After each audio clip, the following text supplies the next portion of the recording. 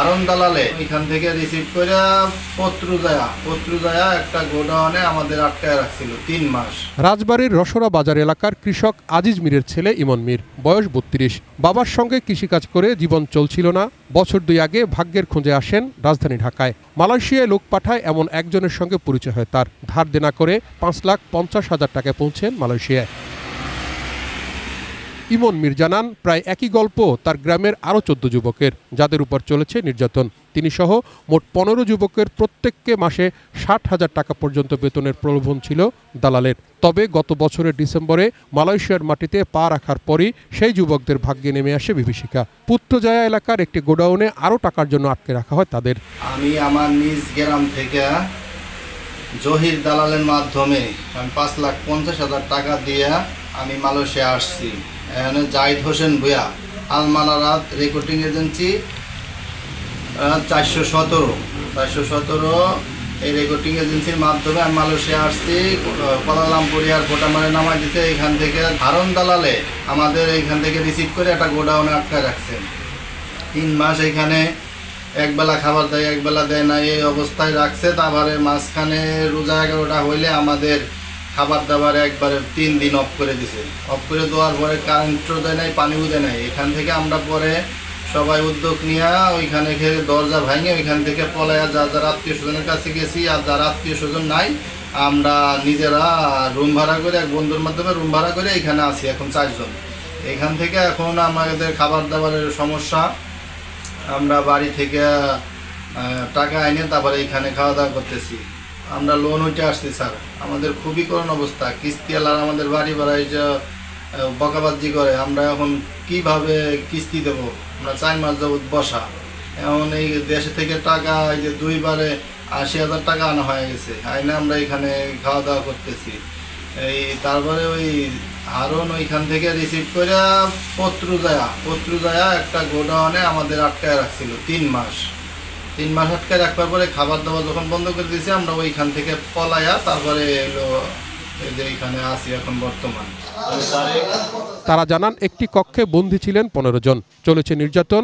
এক পর্যায়ে বন্ধ করে দেয়া হয় কক্ষের বিদ্যুৎ, পানি, খাবারও বন্ধ ছিল তাদের। 3 দিনকার কথা বললে 3 মাস হয়ে যায়, কোনো কাজকর্ম দেয় না। সেই চিন্তা ভাবনা করে আমার বাবা 3 দিন স্ট্রোক করে মারা গেছে। আমাকে বাঁচান। আমার নাম বাসুদন। আমার 3 মাস কথা কয়া, 3 দিনকে কথা কয়া কাজ দেওয়ার কথা কইছিল। সিএসিআই কোম্পানি 5,30,000 টাকা নিয়েছে। আমি মোহাম্মদ নবীন। স্যার, আমরা 3 মাস যাবতে রুমের ভিতরে আটকা আছি। স্যার, আমাদের আজ কাজ দিবে এই কথা বলে রুমের ভিতরে আটকা রাখছে। স্যার, আমাদের আজ 4 দিন যাবত খানা বন্ধ করে দিছে এবং আগামীকাল থেকে আমাদের পানি বন্ধ করতে। মালয়েশিয়া আইসি, কোনো কাম কাজ পাইতেছি না। এতদিন যাই হোক টুকটাক খাবে দিছে, 2 দিন ধরে খাবার বন্ধ করে দিছে। কারেন্ট নাই, ফ্যান নাই, বলতেছে টাকা বাকি হয়েছে, খাবারের টাকা না দেওয়া পর্যন্ত তোমাদের রুমে রাখবো না, রুমের তো বাইকে দেবো এবং পর্যন্ত মরে যাবে, বাইরে নিয়ে লাস্ট হয়ে দেবো, এরকম হুমকি দিছে আমাদের। এখন আমাদের বাঁচান। 5,30,000 টাকা জামা আইছে। আমি 5,30,000 টাকা দিয়ে মালয়েশিয়া আইছি। আজকে 3 মাস যাবত এখানে আছি। আমাদের 3 দিন পরে কাজে দেওয়ার কথা বলছিল সিআইসি হোল্ডিস কোম্পানি থেকে। তো আমাদের এখনো কাজকর্ম দেয় নাই, খাবার দাবার নাই। আমাদের 2 দিন যাবত খাবার দেয় নাই আমাদের বাসান। আমি মিরাজ, আলমানাত রেকর্ডিং এজেন্সির মাধ্যমে আসলাম 417 RL নম্বর।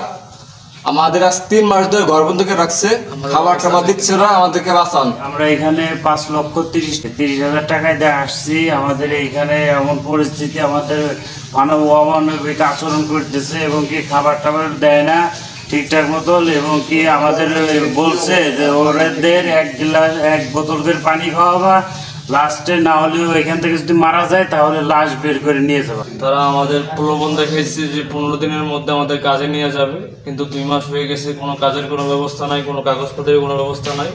আমাদের রুমে আটকায় রাখছে। এখন তারা বলতেছে টাকা বাড়ির থেকে নিয়ে আসলে আমাদের রুম থেকে বের করতে দিবে, নাহলে বেরোতে দিবে না। আমাদের উদ্ধার করেন এখান থেকে, আমাদের বাসান। এখানে আমাদের দেখার মতো কেউ নাই। আমাদের লোক বলছে আমাদের 3 দিনকে বললে আমাদের কাজের কথায় না আমরা 3 মাসের জায়গায় বসা। আমি মোহাম্মদ রাকিব মন্ডল, যেভাবে সরকারের সহযোগিতা আমাদের বাইরের এখান থেকে ব্যবস্থা করেন, আপনারা যেটা পারেন করেন। এখানে আমরা পারতেছি না, আমাদের খাবার দাবার সব অফসার, আমরা এখানে থাকতে পারতেছি না। দিন কয়েক আগে পুত্রজয়ের সেই গোডাউনের শাটারের তালা ভেঙে পালিয়ে যান রাজবাড়ীর 15 যুবক। মালয়েশিয়ায় বেঁচে থাকতে হলে দালালকে টাকা দিতেই হবে। এখন পরিবারের কাছেই হাত পাততে হচ্ছে তাদের। এখান থেকে পলায় এসে আমরা এখানে এসে তাহিদ সৌরভ, এটিএন নিউজ, ঢাকা।